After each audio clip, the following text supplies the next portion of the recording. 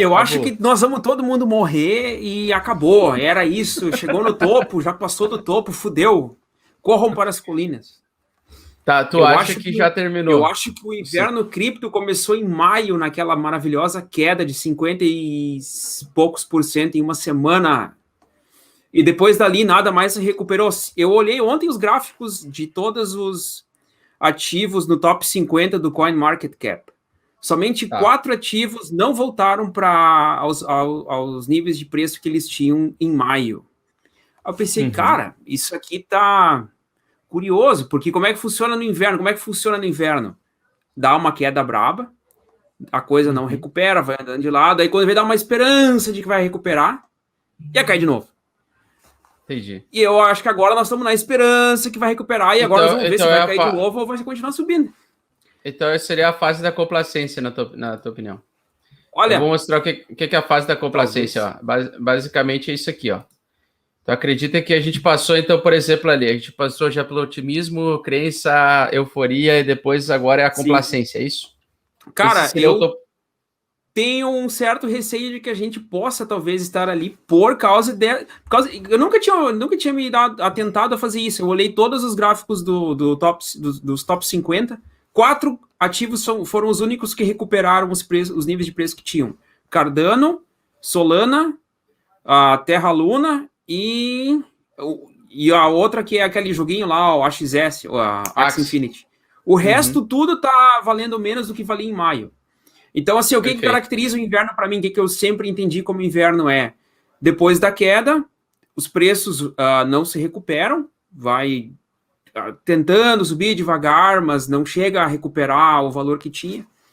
E é o caso que a gente tem agora. E daí dá aquela. Às vezes pode dar uma ameaçada de que vai subir e logo em seguida começa a cair tudo de novo. Então, vamos ver se der uma queda de 50% de novo aí, para mim é inverno. Se continuar subindo, não é. Mas a questão é que eu acho que agora é que a gente vai ver.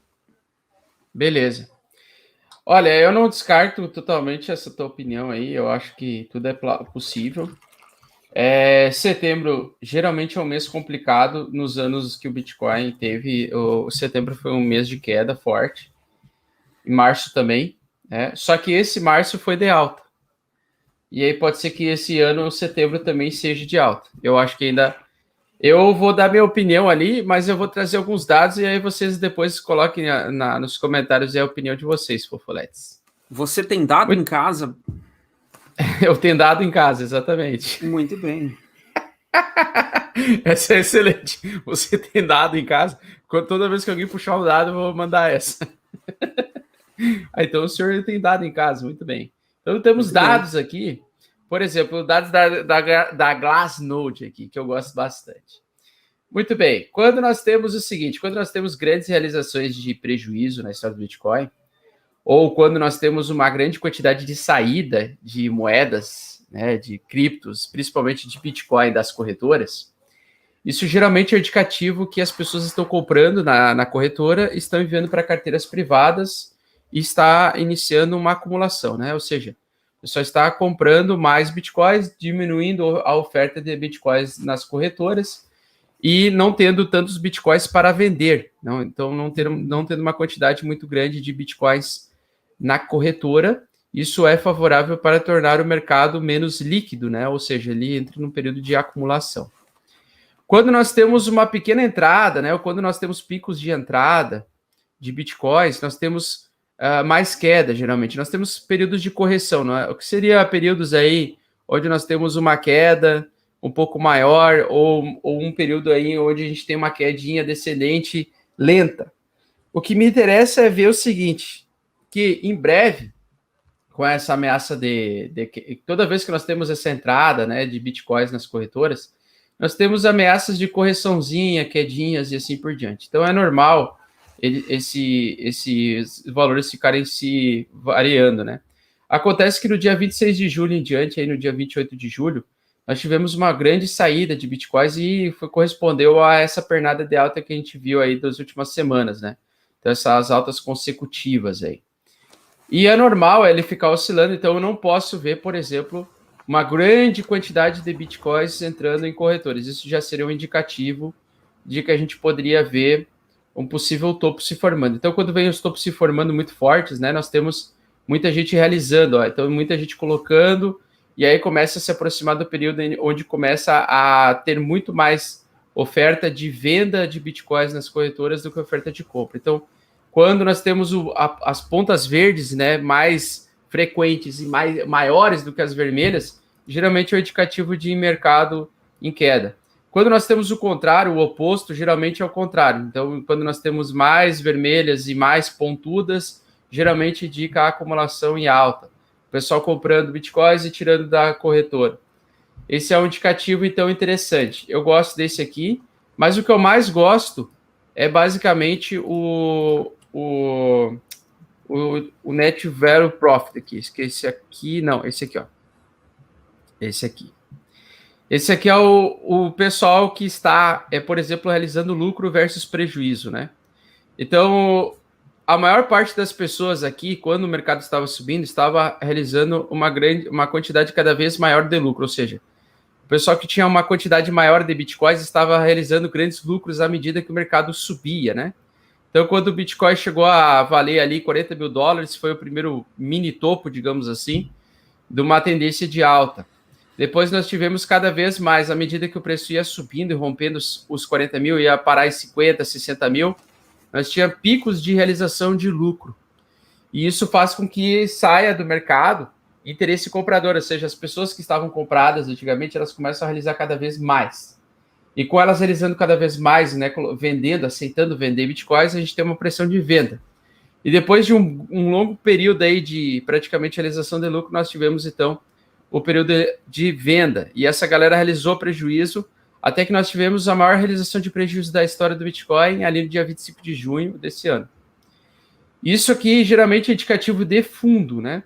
Tanto é que quando deu esses dois picos de fundo, principalmente esse segundo pico de fundo, eu comecei a comprar Ethereum toda semana. Então, o pessoal que acompanhou aí os cafés do Bitcoin viu que eu estava estocando o Ethereum todas as semanas após o dia 26 de junho. E aí, a gente realmente confirmou o fundo, né? E começou a ter força compradora. Ou seja, existe outro dado aí também, que eu não tenho agora aqui, mas do número de carteiras estocando e guardando Bitcoins. E essa galera estava começando a comprar e guardar Bitcoin sem parar aqui nesse período. Então, os dados ali mostravam que o pessoal que tinha acima de 100 Bitcoins estava comprando e segurando Bitcoins. Acima de 10 Bitcoins, 100 Bitcoins e acima de 1.000. Então, nesse período, nós tivemos acumulação. Agora, pode ser que aconteça a realização parcial, e essa queda, para mim, é totalmente natural, porque nós estamos em período de arrependidos. O que é o período dos arrependidos? Então, geralmente, quando a gente perdeu esse suporte mais forte aqui, nós temos uma galera presa nessa região aqui, ó, que ficou com o cu na mão de cair 50%. Aí sabe o que acontece aqui, Jerônimo? O que acontece aqui quando chega nessa região? A galera que ficou presa aqui, os caras estão desesperados para vender e se desfazer dessa merda. Eu não quero mais Bitcoin! Eu não quero mais essa merda aqui! Porra, fiquei preso, 50% de desvalorização do meu capital. Eu não aceito essa não. Eu juro que quando voltar próximo do valor que eu comprei, eu juro que eu vou vender essa merda. Então nós temos uma região dos arrependidos, que a gente chama, né? E a região dos arrependidos, muita gente confunde como a região do topo mais baixo do que o topo anterior. Só que acontece o seguinte, aqui nós não tivemos uma grande rejeição, nós tivemos uma grande queda, que foi uma grande realização de lucro, com certeza aconteceu. O enfraquecimento do mercado. Mas nós temos muita coisa, fundamentalmente falando, que está acontecendo com o Bitcoin, né? Nós tivemos a atualização Taproot aí do Bitcoin, que vai ficar vigente agora realmente em novembro desse ano. E quando nós temos uma linha de topo dessas aqui, e nós temos um período onde o preço volta acima, geralmente esse aqui é o padrão de bumper run, ou seja, é um padrão de continuidade, é um topo de continuidade. Por que é um topo de continuidade? Porque ele não teve um grande volume de rejeição nesse topo aqui.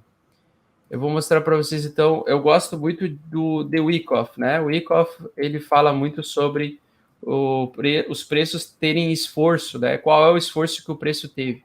Então, por exemplo, aqui eu vi que teve um esforço vendedor abissal aqui, muito grande, muita gente esforçando para que o preço caia, Mas aqui nós não tivemos esforço vendedor aqui nessa região, nesse topo aqui. Nós tivemos nesse fundo. Mas nesse topo nós não tivemos esforço nenhum. Aqui foi o último esforço mais forte, ó, que aqui potencialmente foi uma ameaça de topo mesmo, que praticamente terminou em acumulação e aí teve um esforço de compra muito grande, né? Então toda vez que eu quero ver identificar topos e fundos verdadeiros, eu gosto de olhar o volume. Olha só o volume, por exemplo, dos fundos, né? Quando o volume de fundo faz muita força. Os picos de volume, geralmente, eles trazem para nós os topos e fundos verdadeiros, né? Então, nós temos vários aí, né? Fundo aqui, topo aqui, aqui foi topo, aqui foi fundo, aqui foi um mini topo, né? Aqui foi um micro topo, aqui foi um fundo, Fundão. tá? Esse aqui foi um fundão, então não foi um topão ainda não teve aquele volume de esforço de topo, tá? Pode falar. No canto direito do gráfico embaixo no volume, está decrescendo enquanto o preço sobe. Isso geralmente é uma indicação de que talvez tem correção por aí também, não é? Subida de valor sem exatamente, volume. Exatamente. Tem indicação de quando tem alta e sem volume, geralmente é correção e acumulação, né? O preço em algum momento vai lateralizar ali nessa região. E, bosta. Eu não consigo lidar bem com essa porra de Mac ainda aqui. O Mac é confuso, cara. Tem que acostumar com o dedinho ali, porque senão tu faz uns scroll meio torto. Tem que passar por um período de adaptação. É que nem da bunda, cara. No início dói, depois tu acostuma, depois tu acaba gostando. Exatamente.